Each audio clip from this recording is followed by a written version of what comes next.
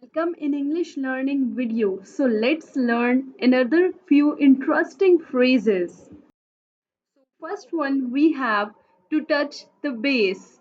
It means to make contact with someone, usually to share updates or information. Sentence: let's touch base next week to discuss the progress of the marketing company. And the similar meaning we have check in and catch up. Next one, we have to get the ball rolling.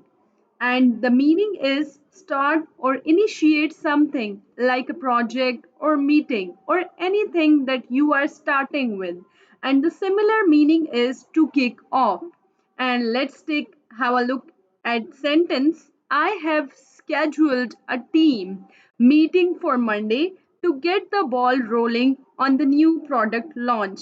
This is very interesting phrase, and the idea has come up from the push the ball. Okay, so that means to start something, that means to take initiative when you are in the beginning of your journey.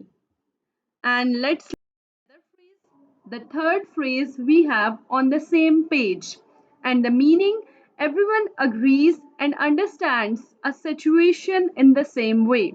Sentence: before we move forward, we need to get on the same page and figure out the next steps.